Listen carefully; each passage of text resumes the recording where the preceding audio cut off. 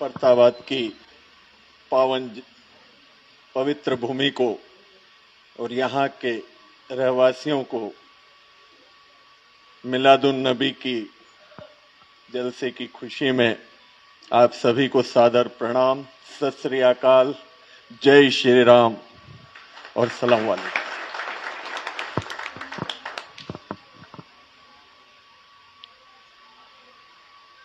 मैं अपनी बात शुरू करूं उससे पहले अक्सर एक बात करता हूं कि भारत मां के चार सिपाही हिंदू मुस्लिम सिख ईसाई, हिंदू मुस्लिम सिख ईसाई भारत मां के चार सिपाही, ये वो पिल्लर हैं जो इस हिंदुस्तान की बुनियाद के पिल्लर हैं, जिनके ऊपर यह हिंदुस्तान टिका हुआ है। अगर इनमें से एक भी पिल्लर गिर गया या हिल गया, यह बुनियाद गिर जाएगी, हिल जाएगी। हमको शुक्र करना चाहिए उस परवरदिगार का, उस अल्लाह का, उस वाहिगुरु का, उस भगवान का, जिसने हमको ये खूबसूरत जिंदगी इंसान के रूप में दी। कहते हैं ना, जानवर का जानवर होना बहुत आसान है। अभी भाई ने एक गीत पढ़ रहे थे कि इंसान की औलाद हूं, इंसान बनूंगा, ना हिंदू बनूंगा ना मुसलमान बनूंगा। लेकिन बच्चा जब पैदा होता है, ये तब का गीत है कि जब वो मानव के घर में जन्म लेता है तो मानव के रूप में लेता है। तो मोहम्मद रफी साहब ने इतने खूबसूरत अंदाज में कहा था कि ना हिंदू बनूंगा ना मैं मुसलमान बनूंगा, इंसान की औलाद हूं, इंसान बनूंगा। लेकिन जब हम बड़े होते हैं, माफ करना, जानवर का जानवर होना बहुत आसान है, इंसान का इंसान होना बहुत मुश्किल है। यह हकीकत है। क्योंकि हम बड़े होकर मुसलमान बन जाते हैं, हिंदू बन जाते हैं, सिख बन जाते हैं, ईसाई बन जाते हैं, इंसान कहां रह जाते हैं। ये मौके, चाहे गुरु नानक जयंती आती है, हमारे क्रिश्चियन भाइयों का त्योहार क्रिसमस आता है, भगवान राम का जन्म दिवस आता है, भोलेनाथ का आता है, बजरंगबली का दिन आता है, हमारे लिंगायत भाइयों का बसवा जयंती आती है। ये तरह तरह के फूल इस हिंदुस्तान के बगीचे में जो खिले हुए हैं, ये दुनिया में एक मिसाल है। क्योंकि आप रशिया में जाते हो तो वहां रशियन कहलाते हैं, अमेरिका में जाते हो अमेरिकन कहलाते हैं। ये हिंदुस्तान ही एक ऐसा देश है जहां पे हम सारे लोग मिलकर रहते हैं। हम भारतीय कहलाते हैं, हिंदुस्तानी कहलाते हैं। फक्र की बात है, क्योंकि इसमें हिंदू भी है, मुसलमान भी है, सिख भी है, ईसाई भी है। ये मजहबी एकता, ये कौमी एकता, ये इंसानियत की एकता एक जिंदा मिसाल है। बस थोड़ी सी कसर है जिसको पूरा करना है। हमारे दिल की कसक को मिटाना है, दिल की खलिश को मिटाना है। इंसान पैदा होता है अखलाक पैदा लेके, एक अच्छे अखलाक के साथ पैदा होता है। लेकिन हम बड़े होते होते उन चीजों को भूल जाते हैं। इस धरती पे क्या जरूरत थी उस भगवान को, उस वाहिगुरु को, उस अल्लाह को, नबियों को भेजने की, फरिश्तों को भेजने की। जब जब इस धरती पर जुल्म की आंधी चलती है, एक फरिश्ता जमीन पर उतरता है। मोहम्मद साहब उनमें से एक थे। ईसा अलैहिस्सलाम आए, फिर मूसा अलैहिस्सलाम आए। क्यों आए? गुरु नानक देव जी ने गुरबाणी में कहा है, मैं कहता हूं अगर आपको दुनिया के सारे मजहब को समझना है तो एक बारी गुरबाणी को जरूर पढ़ें। मेरे मुसलमान भाई बैठे हैं, हिंदू भाई बैठे हैं, क्रिश्चियन भाई बैठे हैं। अगर आप अपने मजहब को प्यार करते हैं तो दूसरे के मजहब को प्यार करना सीख लो। अगर दूसरे के मजहब को आप प्यार करेंगे, इंशाअल्लाह आप अपने मजहब को उससे ज्यादा मजबूती से चाहेंगे। क्योंकि आपको जब हकीकत पता लगेगी कि यह दुनिया एक, बनाने वाला एक, अभी हमारी बात चल रही थी, ऑफिस में हम बैठे थे, छोटी सी बात समझने की बात। मैं आपसे ज्यादा वक्त न लेके छोटी छोटी बातें आपके बीच में आज रख के जाऊंगा, ताकि मोहम्मद साहब का जो जन्मदिन हम आज मना रहे हैं सही मायनों में सार्थक हो, सही मायनों में हम इंसान कहलाएं। मुसलमान भाइयों को भी मैं कहता हूं, क्या मीनिंग है मुसलमान के? जिसका मुसलसल ईमान अपने अल्लाह पर है, अपने नबी पर है, अपने रब पर है, वो मुसलमान है। सिर्फ इतना सा ही मुसलमान का मतलब है। जो आपसी भाईचारे में रहता है, एक दूसरे की मदद करता है, वो मुसलमान है। वही हिंदू है, वही सिख है, वही क्रिश्चियन। आप किसी भी मजहब को उठा के देख लो, चाहे रामायण पढ़ लो, उसमें भी यही मिलेगा। गुरु नानक देव जी ने गुरबाणी में कहा है, गुरु ग्रंथ साहिब में अंकित है कि अव्वल अल्लाह नूर उपाया कुदरत के सब बंदे। अव्वल अल्लाह नूर उपाया कुदरत के सब बंदे, एक नूर से सब जग उपजिया, कौन भले कौन गंदे। इस दुनिया को बनाने वाला रब, वो वाहिगुरु, वो परम पिता परमात्मा गॉड एक है। जब उसने एक फर्क नहीं किया बनाने में, हिंदू का खून भी लाल, मुसलमान का खून भी लाल, मेरा भी लाल, क्रिश्चियन भाई का लाल, जब उसने फर्क नहीं किया, तो आप और हम कौन होते हैं भैया फर्क करने वाले? क्यों आपस में इतनी खलिश, क्यों दुश्मनी? अरे ऊपर वाले ने बना के भेजा मोहब्बत के लिए, ये भी जन्म कम है, सवार लो, मोहब्बत करना सीख लो। क्या मुंह लेके जाओगे ऊपर जाओगे तो? सब हिसाब देना है, कहते हैं ना कयामत के दिन सबको हिसाब देना है, वो कॉलर पकड़ेगा ऊपर वाला आपका। मैं एक बात कह रहा था अभी कि हम अंदर बैठे थे, बात चल रही थी कि जब हम बोलते हैं खुदा एक है, परमात्मा एक है, मैं वाहिगुरु बोलता हूं, आप गॉड बोलते हैं, आप भगवान बोलते हैं, आप अल्लाह बोलते हैं, तो क्या चार खुदा हो गए? क्या चार भगवान हुए क्या? मतलब तो यही हुआ। लेकिन नहीं, जब हम कहते हैं कि अल्लाह एक, इसी बात को सार्थक करने के लिए, चरितार्थ करने के लिए, आपके दिलों को हिंदी भाषा में, सरल भाषा में समझाने के लिए गुरबाणी में अंकित है कि अव्वल अल्लाह नूर उपाया कुदरत के सब बंदे। इस दुनिया को बनाने वाला परमात्मा एक है। हम अपनी भाषा में, कोई अब्बा कहता है, कोई पिताजी कहते हैं, कोई डैडी कहते हैं, क्योंकि वेस्टर्न कल्चर आ गया ना अब हिंदुस्तान में, अब डैडी कहने लग गए। थोड़े दिनों में डैडी डैड हो जाएंगे, हाय डैड, क्योंकि हम हमारी सभ्यता को भूल रहे हैं।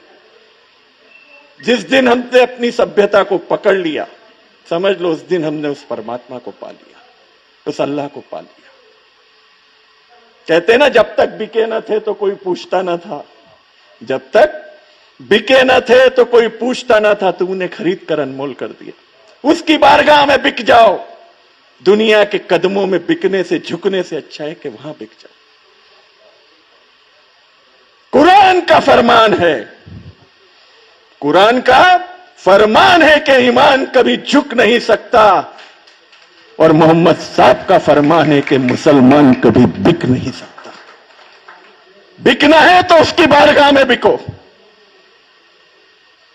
तुम एक मुसलसल कौम हो। तुमको जब इस धरती पर जुल्म की आंधियां चली, जरूरत पड़ी उस रब को कि नहीं, इस धरती पर अब मानव को मानव बनाने की जरूरत महसूस हुई। आसमानी चार किताबें अर्श से फर्श पर नाजिल हुई, इंजील, जिब्राइल, बाइबल, कुरान। एम आई राइट सर? कुछ गलती हो तो माफ करना, आप लोग इमाम आलिम सब बैठे हैं, मैं एक नासमझ इंसान हूं, हो सकता है जाने अनजाने कोई वर्ड निकल जाए तो पहले ही माफी के तलबगार हूं। मेरे कहने का मकसद कि ये चार आसमानी किताबें जब नाजिल हुई, आखिरी में शायद कुरान शरीफ आया। क्यों आया? क्या मुसलमान के बाप की बपोती है? सर मैं आप लोगों से पूछता हूं, आपकी बपोती है क्या कुरान? कुरान अगर नाजिल हुई है तो अर्श से फर्श पे खंदे हर बंदे के ऊपर हुई है, इंसानियत के लिए हुई है।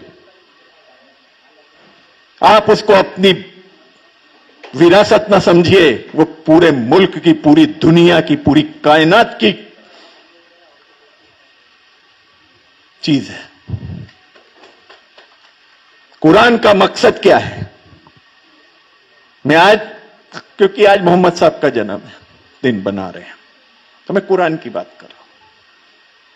अगर आप गीता पढ़ेंगे, बाइबल पढ़ेंगे, गुरु ग्रंथ साहिब पढ़ेंगे, उसमें भी एक राम और रहीम के अलावा ग्रंथ साहिब में साहब कुछ भी नहीं है। हर सफ़े पे आपको राम और रहीम का ही जिक्र मिलेगा। एक लाइन में आपको क्वेश्चन है, दूसरे लाइन में उसका आंसर है। चाहे कुरान शरीफ उठा के देख लो, चाहे गीता उठा के देख लो, चाहे गुरु ग्रंथ साहिब, चाहे बाइबल। इस दुनिया में सिर्फ फर्क इतना है कि हम लोग उसकी मोहब्बत को समझ न पाए। हम कलयुग में पैदा हुए हैं दोस्तों, ये कलयुग नहीं कलयुग है। यहां जो करोगे वो भरोगे। आपको जैसा कर्म आप करोगे, जैसा बीज आप बोगे, वैसा आपको फसल काटना है। अभी भी कुछ नहीं बिगड़ा, संभल जाओ। मैं आपको कह रहा हूं, इसका मतलब ये नहीं कि मैं संभला हूं, मैं भी आप में से एक हूं, मुझे भी संभलना है। क्योंकि कहते हैं ना, बोलना बहुत आसान है, अमल करना बहुत मुश्किल होता है। हमको सबको मिलकर ये कसम खानी पड़ेगी, अगर आप मोहम्मद साहब से प्यार करते हैं, कुरान से प्यार करते हैं, हिंदू भाई अगर गीता से प्यार करते हैं, क्रिश्चियन बाइबल से प्यार करते हैं, मैं सिख हूं, अगर मैं गुरु ग्रंथ साहिब से प्यार करता हूं, आप लिंगायत हैं, आप अगर बसवा अन्ना से प्यार करते हैं, उनके 108 वचन मैंने भी पढ़े, उसमें से एक वचन मेरे दिल को छुआ था, मैं मुरीद हो गया था। जिंदा सांप को देखे तो मार देते, पत्थर के नाक को दूध चढ़ाते। वारे मानव, वाह क्या दुनिया है। पत्थर के बुत में कभी भगवान नहीं मिलता, इंसान के दिल में ढूंढो, तुम्हें हर जगह भगवान मिलेगा।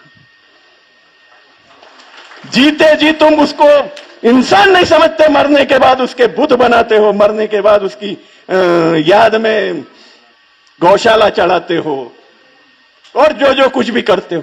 जीते जी तो तुमने कदर नहीं करी। जीते जी इंसान की कदर करना सीख लो। दुनिया में जितने पैगंबर आए, जितने भी मजहब आप मानने वाले जितने भी हैं, ऊपर से तो एक ही तार निकला था, मुझे इतना पता है। ऊपर वाले ने इस दुनिया में एक ही चीज बना के भेजी थी, वो एक था इंसान और दूसरा था जानवर, बस।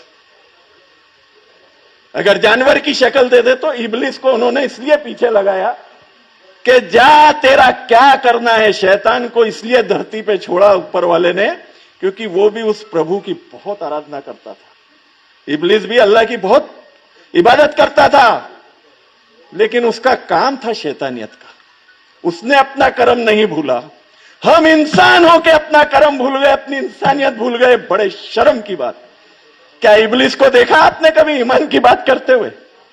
इब्लिस अपना कर्म ईमानदारी से करता क्योंकि अल्लाह ने उसको भेजा था बड़े फक्र के साथ कि जा तेरे में जितनी ताकत है लगा ले, मेरे ईमान वाले कभी हिलेंगे नहीं। मेरे ईमान वालों को तू झुका भी नहीं सकता, उनको डिगा नहीं सकता। आप लोग अपने ईमान पे पुख्ता हो जाओ। मैं अक्सर कहता हूं, मेरे दोस्त अजीम भाई बैठे हैं यहां, क्योंकि अक्सर हम साथ में रहते हैं। मैं अक्सर कहता हूं कि जिंदगी में किसी के ऊपर उंगली उठाना बहुत आसान होता है, किसी को भला बुरा कहना बहुत आसान होता है, लेकिन खुद के लिए कभी नहीं बोल पाते। इसलिए खुद को सुधारो, दुनिया को तो बाद में सुधर जाएगी। आप अपने घर से शुरुआत करो सुधरने की। आप दूसरे के मजहब से प्यार करो। आज इस देश को आपसी भाईचारे की जरूरत है। आज ये देश इन परिस्थितियों से गुजर रहा है जहां पर इंसान इंसान का दुश्मन बन बैठा है। मोहब्बत का दुश्मन बन बैठा, भाईचारे का दुश्मन बन बैठा। क्योंकि हम लोग वही करते हैं जो सुनते हैं। पार्टियां, राजनीतिक, ये सारी चीजें अपने मतलब की हैं दोस्तों। वो अपने मतलब के लिए हमारा इस्तेमाल करती हैं। हमको जागरूक होना पड़ेगा, हमको एकता का परिचय देना होगा, यूनाइटेड होना पड़ेगा। जिस दिन हम यूनाइटेड हो गए, ये दुनिया हमारे आगे सर झुकाने के लिए तैयार खड़ी है। हम विश्व गुरु बन जाएंगे, हमारे कोई ताकत नहीं है जो हमको रोक दे। एक यही मैसेज मोहम्मद साहब ने इस कायनात को दिया। उन्होंने एक ही मकसद था इस धरती पे आने का कि आपस में आप भाईचारे से रहें, प्यार से रहें, मोहब्बत से रहें। अभी मेरे पहले जितने भी वक्ताओं ने आपसे बात करी, एक ही बात करी, किसी ने आपसे कोई गलत बात नहीं करी। आने वाले वक्ता भी यही बात करेंगे और आपने भी यही सुनना है, आपने भी यही करना है। जिंदगी में एक बात को गांठ बांध लीजिए, अगर इस दुनिया में जीना है तो अपने अलावा दूसरे से मोहब्बत करना पड़ेगी।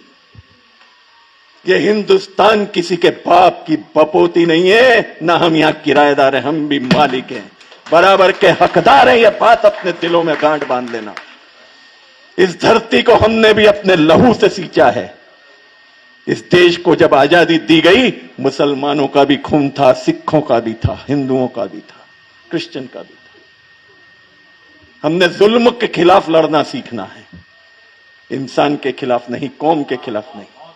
जुल्म के खिलाफ लड़ो, चाहे वो मुसलमान हो, चाहे हिंदू हो, चाहे सिख हो, चाहे ईसाई हो। अगर जुल्म कर रहा है तो मार दो उसको, दबा दो वहीं। लेकिन किसी कौम के साथ नाइंसाफी कभी ना करो, क्योंकि आप अगर कौम के साथ नाइंसाफी करते हो, माफ करना, आप खुद के साथ नाइंसाफी करते हो। क्योंकि जब हम एक तरफ ये पढ़ते हैं, लिखते हैं, सुनते हैं कि बनाने वाला एक, तो फिर भाइयों आपस में लड़ने की क्या जरूरत। बस इन्हीं शब्दों के साथ ये एक छोटा सा मैसेज आपको देना चाहता था, क्योंकि गुरु ग्रंथ साहिब में भी हमको भी यही सिखाया जाता है, आपको भी यही सिखाया जाता है। अगर हम आपस में एक दूसरे के मजहब को मिलाने की कोशिश करेंगे, बहुत करीब आएंगे। हमारे लिए 5 वक्त का पाठ है, आपके लिए 5 वक्त की अजान है, नमाज है, 2 वक्त की अजान, 2 वक्त की अरदास। ऐसे ही मंदिरों में मेरे भाई बैठे हुए हैं, दोनों वक्त प्रार्थना होती है, आरती होती है भगवान की, सुंदरकांड का पाठ होता है। अगर इनका आप मर्म निकालेंगे, मर्म बोले तो सर उर्दू में क्या बोलते हैं, तर्जुमा, अगर उनका तर्जुमा करेंगे, मैंने किया है सर, एक चीज के लिए मैं बता रहा हूं जो प्रैक्टिकल है। हनुमान चालीसा पढ़ते हैं, उसके मीनिंग समझे कभी हमने? जिस दिन मीनिंग समझ लिया ना, पूरी दुनिया से प्यार करने लग जाएंगे। सूरह यासीन, बिस्मिल्लाहिर्रहमानिर्रहीम, यासीन वल कुरान अल मुस्तकिल, यही पढ़ते हैं। इसके मायने क्या हैं? सुखमनी साहब का पाठ 1 घंटे का है, आपका 15। This is the heart of Quran, और सुखमनी साहब का पाठ हार्ट ऑफ द ग्रंथ। ऐसे ही Hanuman Chalisa heart of the Ramayana, Basavanna के 101 108 वचन। इन सब का अगर आप निचोड़ निकालेंगे साहब, एक एक लाइन, एक मतलब इधर उधर हुआ, ये गर्दन स्टिक भाई कटा के आपके हाथ में रखते करना। सूरह यासीन का मतलब और सुखमनी साहब का एक एक लाइन का मतलब एक है। मैंने हनुमान चालीसा का इसलिए उदाहरण दिया कि आपको जल्दी समझ में आया, मैं रामायण की ही बात कर रहा हूं। बस समझने का फेर है। फर्क कहां आ रहा है कि हमको गुमराह करने वाले शैतान हमारे पीछे लगे हुए हैं और हम उनके बहकावे में आते हैं। उन शैतानों से बच जाओ, आप जी जाओगे, क्योंकि आपसे बड़ा उस अल्लाह को मानने वाला, उस भगवान को मानने वाला कोई भी नहीं है। फर्क इतना है, पहचान लो खुद को। आखिरी में आप सभी का, खास करके हमारे यूसुफ साहब, हजरत जौहर साहब और जितने भी तमाम यहाँ मौजूद हैं, केशव मेरे छोटे भाई, फादर, स्वामी जी, आप सभी का मैं नाम नहीं ले पाऊंगा। नईम भाई, मेरे बड़े भाई अजीम साहब और बैठे हुए हैं। आप सभी स्टेज पे जितने भी जितने भी मेरे साथी, मेरे भाई बहन, स्वामी आदरणीय, सब मेरे लिए आदरणीय वंदनीय हैं। और सबसे बड़े आप, जो आवाम होती है ना, वो जनता जनार्दन नहीं, वो भगवान का रूप होती है। तो उनके चरणों को सादर प्रणाम करते हुए आप सभी को, जिन्होंने इस खूबसूरत प्रोग्राम को एक खूबसूरत शक्ल दी, एक इस बगीचे में तरह तरह के फूल खिलाए आपने, सभी जातियों के फूलों को इकट्ठा करके जो प्यारे गुलदस्ते की शक्ल देके इस फरताबाद की जमीन को जो आपने मोहम्मदमयी बना दिया, उसके लिए मैं आपका, आपके जिम्मेदारान का और इस कमेटी का तहे दिल से शुक्रिया अदा करता हूं। और आखिरी में आप सभी को इंसानियत के लिए जिंदा रहें, इंसानियत के लिए ही मरें, ये पैगाम देते हुए अपनी दिल की गहराइयों से मुबारकबाद देते हुए जय हिंद, जय करना।